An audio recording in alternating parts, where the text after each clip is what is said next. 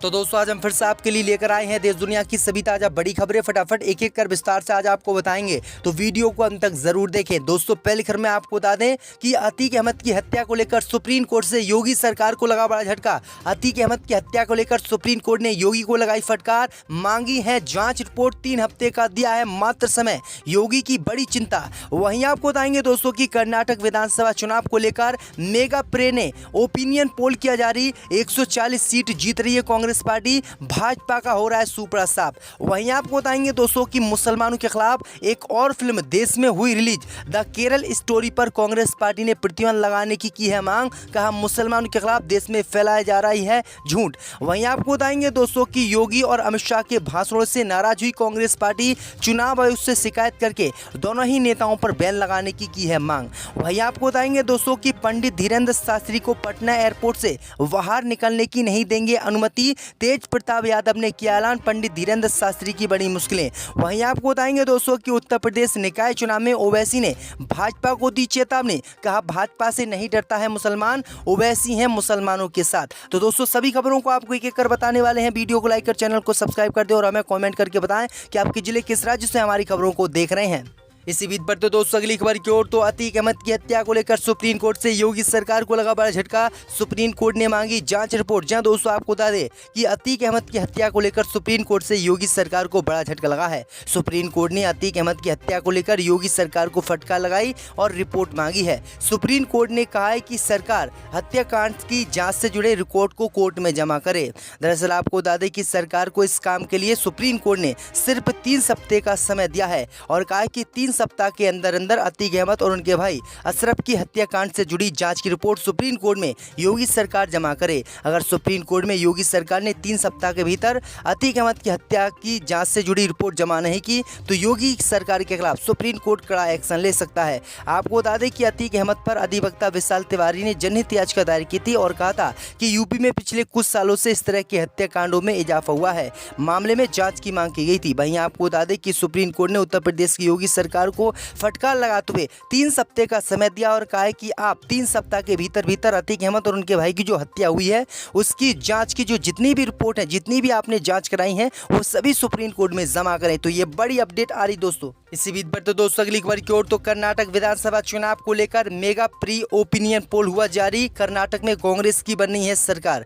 जब दोस्तों आपको बता दें कि कर्नाटक विधानसभा चुनाव 2023 के लिए मतदान 10 मार्च को होगा और 13 मई को चुनाव के परिणाम घोषित होंगे। वहीं आपको बता दें कि मतदान से 12 दिन पहले ही कर्नाटक विधानसभा चुनाव के परिणाम को लेकर मेगा प्रे पोल सर्वे ने अपनी रिपोर्ट जारी की है, जिससे भाजपा का सुपड़ा साफ दिखाई दे रहा है। दरअसल आपको बता दें कि सर्वे रिपोर्ट के अनुसार कर्नाटक में 2023 के विधानसभा चुनाव में कांग्रेस पार्टी आसानी से बहुमत की सरकार बनाती हुई नजर आ रही है, वहीं सत्ता पर काबिज भाजपा का बुरा हाल है। दरअसल आपको बता दें कि कर्नाटक विधानसभा चुनाव में मतदान से पहले मेगा पोल सर्वे में कांग्रेस को 134 से 140 सीटों पर जीत मिलने का अनुमान लगाया गया है, यानी कांग्रेस आसानी से कर्नाटक में बहुमत की सरकार बनाने का जादुई आंकड़ा पार कर रही है। वहीं अगर दोस्तों बीजेपी की बात करें तो बीजेपी को मात्र 57 से 65 सीटें मिलती हुई दिखाई दे रही हैं। वहीं जेडीएस की बात करें तो जेडीएस महज 19 से 25 सीटों पर जीत मिलती हुई दिखाई दे रही है। तो ये बड़ी अपडेट आई दोस्तों कि भाजपा को कर्नाटक में बड़ा झटका लगने जा रहा है और कर्नाटक में इस बार कांग्रेस पार्टी की सरकार बननी है। इसी बीच पर तो दोस्तों अगली खबर की ओर, तो पंडित धीरेन्द्र शास्त्री को पटना एयरपोर्ट से बाहर निकलने नहीं देंगे, तेज प्रताप यादव ने किया ऐलान। जब दोस्तों आपको बता दें कि बागेश्वर धाम के बाबा धीरेन्द्र शास्त्री 13 मई को पटना आ रहे हैं।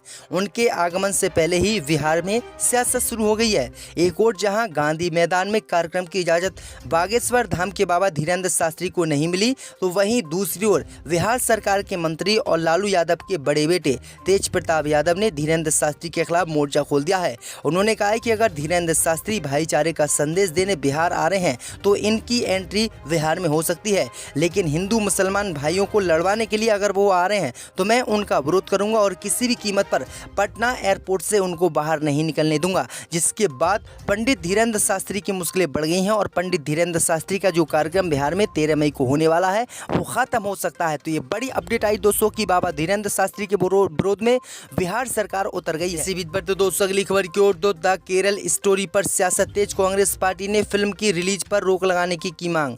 जब दोस्तों आपको बता दें कि विपक्षी कांग्रेस ने शुक्रवार को सरकार से ये कहते हुए विवादित फिल्म द केरल स्टोरी के प्रदर्शन की अनुमति नहीं देने का आग्रह किया है कि इसका उद्देश्य झूठे दावों के माध्यम से समाज में सांप्रदायिक विभाजन पैदा करना है। फिल्म निर्माता के अनुसार सुदीप्तो सेन द्वारा लिखी निर्देशित द केरल स्टोरी दक्षिण राज्य में लगभग 32,000 महिलाओं के लापता होने के पीछे की घटना का पता लगाती है, जिनका कथित तौर पर धर्मांतरण किया गया है, जो कट्टरपंथी बनाई गई हैं और भारत एवं दुनिया में आतंकवादी कृत्यों में लगाई गई हैं। दरअसल आपको बता दें कि द केरल स्टोरी में बताया गया है कि 32,000 हिंदू महिलाओं को पहले मुसलमान बनाया गया, उसके बाद उन्हें सीरिया भेजा गया और आतंकवादी बनाया गया। लेकिन कांग्रेस पार्टी ने इस फिल्म पर रोक लगाने की मांग की है और कहा कि केरल सरकार तत्काल इस फिल्म पर रोक लगाए, क्योंकि ये देश में सांप्रदायिक हिंसा फैला सकती है। इसी बीच पर तो दोस्तों अगली खबर की ओर, तो कर्नाटक विधानसभा चुनाव में योगी और अमित शाह के भाषणों से नाराज हुई कांग्रेस पार्टी, चुनाव आयोग को पत्र लिखकर दोनों पर बैन लगाने की मांग।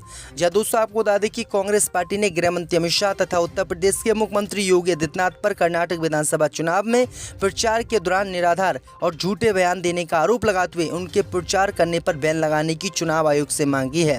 दरअसल आपको बता दें कि कांग्रेस नेता अभिषेक मनु सिंघवी ने चुनाव आयोग से भाजपा नेताओं की शिकायत करने के बाद शुक्रवार को आयोग के कार्यालय के बाहर पत्रकारों से कहा कि हमने गृह मंत्री अमित शाह और उत्तर प्रदेश के मुख्यमंत्री योगी आदित्यनाथ सहित भाजपा के अन्य कई वरिष्ठ नेताओं के खिलाफ शिकायत दर्ज कराई है। भाजपा के इन नेताओं कांग्रेस पर सांप्रदायिक होने का निराधार आरोप लगाया है। भाजपा नेताओं ने अल्पसंख्यकों के खिलाफ बेहद आपत्तिजनक टिप्पणी की है। हम चाहते हैं कि चुनाव आयोग उन्हें कर्नाटक विधानसभा चुनाव में प्रचार से रोके। तो ये बड़ी अपडेट आई दोस्तों, क्योंकि अमित शाह खुलेआम कर्नाटक में मुसलमानों का आरक्षण खत्म करने की मांग कर रहे हैं, जबकि योगी आदित्यनाथ भी मुसलमानों के खिलाफ विवादित बयान दे रहे हैं, जिससे कांग्रेस पार्टी नाराज हो गई है और उन्होंने इन दोनों ही नेताओं पर बैन लगाने की मांग की है। अब देखते हैं कि चुनाव आयोग जो है उन पर बैन लगाता है या नहीं। इसी बीच पर तो दोस्तों अगली खबर की ओर, तो बीजेपी सांसद ब्रजभूषण शरण सिंह पर दर्ज होगी एफआईआर, सुप्रीम कोर्ट में बैकफुट पर आई दिल्ली पुलिस। जब दोस्तों आपको बता दें कि भारतीय कुश्ती संघ के अध्यक्ष और बीजेपी सांसद ब्रजभूषण शरण सिंह पर दिल्ली पुलिस एफआईआर दर्ज करेगी। सुप्रीम कोर्ट में दिल्ली पुलिस बैकफुट पर आ गई। कोर्ट में दिल्ली पुलिस ने कहा कि वो आज ही ब्रजभूषण शरण सिंह के खिलाफ केस दर्ज करेगी। दरअसल आपको बता दें कि बीजेपी सांसद पर पहलवानों ने आरोप लगाया कि उन्होंने रेसलिंग के दौरान उनके साथ यौन शोषण किया, उनके यौन का अपमान किया, उनके साथ शारीरिक संबंध बनाए, जिसके बाद बीजेपी सांसद को जेल हो सकती है और उन पर 76 का मुकदमा दर्ज हो सकता है। तो ये बड़ी अपडेट आई दोस्तों की जो दिल्ली पुलिस बीजेपी सांसद के खिलाफ केस दर्ज नहीं कर रही थी, लेकिन कोर्ट ने फटकार लगाई तो अब दिल्ली पुलिस राजी हो गई और अब किसी भी वक्त उन पर केस दर्ज हो सकता है। इसी बीच पर तो दोस्तों अगली खबर की ओर, तो कर्नाटक चुनाव में जेडीएस ने किया ऐलान, सरकार बनी तो मुसलमानों का रद्द किया गया 4% आरक्षण करेंगे बहाल। जब दोस्तों आपको बता दें कि कर्नाटक में भाजपा सरकार द्वारा रद्द किया गया 4% मुस्लिम आरक्षण का मुद्दा अब सीधे तौर पर चुनावी सियासत का केंद्र बिंदु बनता कर्नाटक में जा रहा है। विरोधी दल कांग्रेस और जेडीएस इसे लेकर बेहद आक्रामक हैं और दोनों ही अपने अपने स्तर पर इसे लेकर दावे कर रहे हैं कि अगर वो चुनाव के बाद सत्ता में आते हैं तो मुसलमानों का जो 4% आरक्षण मोदी सरकार और बीजेपी सरकार ने खत्म किया है उसको फिर से बहाल किया जाएगा और मुसलमानों को 4% आरक्षण उनका दिया जाएगा। तो ये बड़ी अपडेट आ रही दोस्तों। इसी बीच पर तो दोस्तों अगली खबर की ओर, तो असदुद्दीन ओवैसी की पार्टी के नेता बोले भाजपा से नहीं डरता है मुसलमान। जब दोस्तों आपको बता दें कि असदुद्दीन ओवैसी की पार्टी एआईएमएम के महानगर अध्यक्ष इमरान अंसारी का वीडियो सोशल मीडिया पर वायरल हो रहा है। इस वीडियो में वह कहते नजर आ रहे हैं कि मुसलमान भाजपा से नहीं डरता है। बताया गया है कि आसियाना कॉलोनी वार्ड 82 में पार्टी प्रत्याशी महापौर मोहम्मद अनस के साथ एक चुनावी बैठक हुई। इस बैठक का वीडियो वायरल हो रहा है। वायरल वीडियो में महानगर अध्यक्ष इमरान अंसारी कहते दिख रहे हैं कि मुसलमान भाजपा से नहीं डरता है, इसलिए मुसलमानों को अपना मुस्तकबिल खुद चुनना है। इमरान अंसारी ने कहा कि मेरठ मेयर चुनाव में झटका नहीं दिया और ये नहीं बताया कि हमारी कौम बैरिस्टर असदुद्दीन ओवैसी के पीछे है, तो 2024 के लोकसभा चुनाव में कोई बाहर का प्रत्याशी लाकर खड़ा ये लोग कर देंगे। तो इन्होंने ये साफ कहा है कि मुसलमान बीजेपी से नहीं डरता है और मुसलमानों को असदुद्दीन ओवैसी की पार्टी को टिकट देना चाहिए। बीच पर तो दोस्तों अगली खबर की ओर, तो दिल्ली के नाजेंद्र नगर में हाई कोर्ट के आदेश पर तोड़ा जा रहा है 100 साल पुराना हनुमान मंदिर, लोगों ने देवी देवताओं का बताया अपमान। जय दोस्तों, आपको बता दें कि दिल्ली के राजेंद्र नगर में हाईकोर्ट के आदेश के बाद 100 साल पुराने हनुमान मंदिर को तोड़ने की कार्रवाई की जा रही है। इस बीच मंदिर के सह संयोजक ने इस कार्रवाई को इष्ट देवी देवताओं का अपमान बताया है। दरअसल आपको बता दें कि कोर्ट ने आदेश दिया था कि जो राजेंद्र नगर में मंदिर बनाया हुआ है उसे तोड़ा जाए।